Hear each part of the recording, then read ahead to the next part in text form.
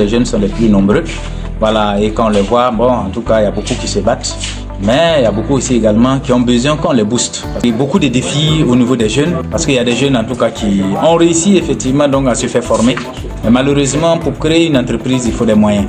Alors, combien de structures au niveau local ici appuient effectivement donc ces jeunes? Voilà, il y a des questions effectivement où quand ils partent pour aller demander en tout cas un accompagnement, on leur demande des garanties. C'est pas évident que les jeunes puissent avoir en tout cas une garantie pour pouvoir avoir donc le financement. Donc ça c'est un défi pour les jeunes. Deuxièmement, il y a aussi en tout cas le manque de barrages dans la localité, alors que la majorité de nos jeunes ici, c'est des experts donc dans les cultures maraîchères. Alors s'il n'y a pas d'eau, ça pose problème. Aujourd'hui par exemple, pour pouvoir avoir donc un forage, c'est très coûteux. Voilà, donc au-delà des barrages, s'il y avait des forages, ces jeunes pouvaient effectivement donc poursuivre donc leurs activités. Mais comme il n'y a pas de barrage, en tout cas qui puisse avoir de l'eau pendant un long moment, beaucoup de jeunes qui interviennent dans cette activité sont obligés de se déplacer, aller ailleurs. Et cela, en tout cas, c'est vraiment des grands défis. En ce qui concerne les recrutements également, on voit effectivement que les postes à pourvoir sont minimes. Voilà, il y a des recrutements, on lance 2 postes, 1 poste, alors que quand vous regardez un peu le ratio de ceux qui déposent, ils sont assez nombreux.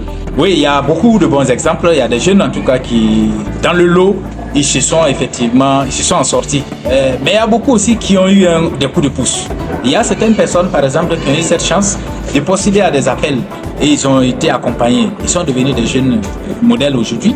Il y a des gens qui se sont battus d'eux-mêmes et qui ont eu cette chance-là.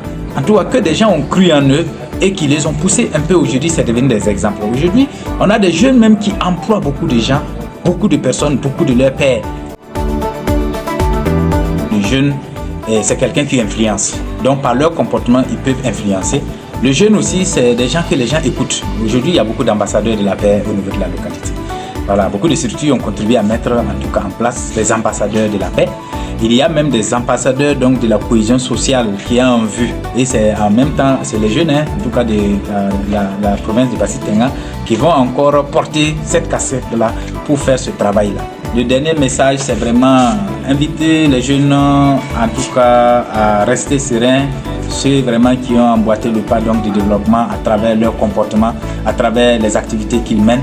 Les inviter à se mettre en association, surtout ceux qui peuvent créer des sociétés coopératives. Surtout aujourd'hui, la plupart des projets qui accompagnent les actions entrepreneuriales là, mettent l'accent sur les sociétés coopératives.